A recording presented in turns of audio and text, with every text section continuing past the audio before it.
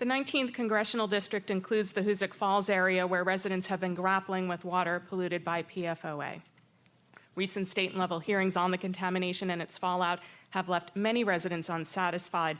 John Faso, if elected, what would you do on the federal level to address the situation, which clearly has ramifications across the state? It's a great question, and I've talked to so many people in Hoosick Falls about what they've gone through and what they've experienced, and it shows, number one, the failure of state and federal regulators to take the authority they already had in the law, and why the state health department issued an advisory in December of 14 that the water was safe to drink, when a Google search, as Steve McLaughlin has pointed out and others have pointed out, a Google search would have been able to recover information that there was definitely a problem with PFOA and the accelerated levels of PFOA.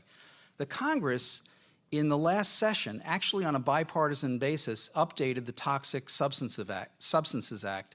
It's a 40-year-old statute that was long in need of updating, and I think this is an opportunity for us to continue to make sure that we have the right bureaucratic responses, but also that we're investigating the chemicals that like PFOA, were not being truly tracked and evaluated. So I think this was a failure of bureaucracy at the state level and at the federal level. It's a shame that they spend their time pointing fingers at each other rather than trying to figure out how do we fix this problem, and more importantly, how do we avoid this problem in the future. But it again brings to mind the fact that I believe in limited government. My opponent, she believes in big government. And she talks a lot about making big banks lend to small business, et cetera. The fact of the matter is that virtually every one of her proposals in her economic plan basically make it so that the small business person is disadvantaged. She wants a $15 minimum wage, which will kill family farmers. And it'll really help the farm-to-table movement, except it's in Pennsylvania, because our farmers are going to be priced out of the labor market. They can't afford what she's talking about. And it goes again, she's completely unrealistic in her plans and her approaches because she comes from a New York City-centric point of view. And as I said, look at some of the foreign policy. She supports the Iran deal. Iran just was given a ransom of $400 million in cash in euros and Swiss francs on a pallet that the U.S. sent over there from Europe to the Iranians as a ransom to get our hostages free.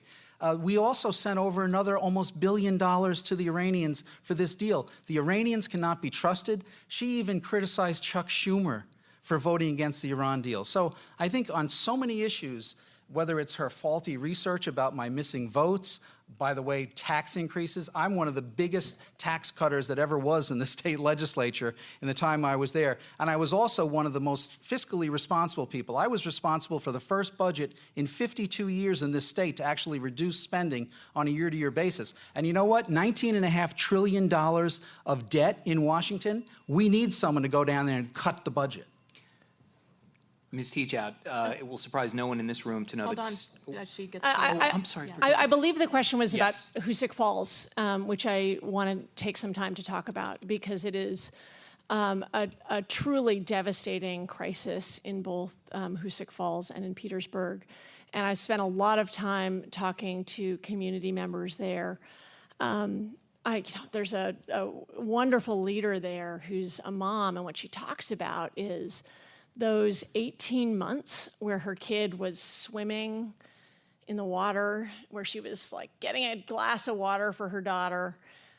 And it turns out the state knew that there was something wrong with the water that whole time. Everybody is to blame in Hoosick Falls. The hearings I have been to have been incredibly frustrating because there's a lot of finger pointing and no responsibility taking.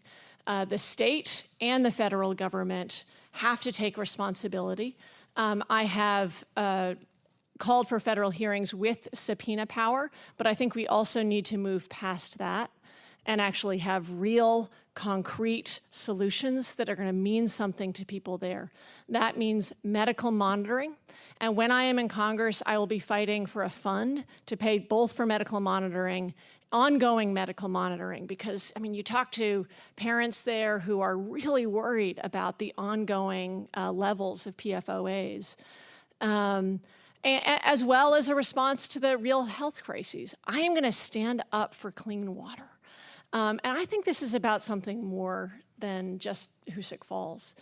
Our water is threatened across the board. I was talking to a young mother of just a 8-month-old, and she said, I've been trying to take a blow dryer and blow dry drops of water off of my milk bottle.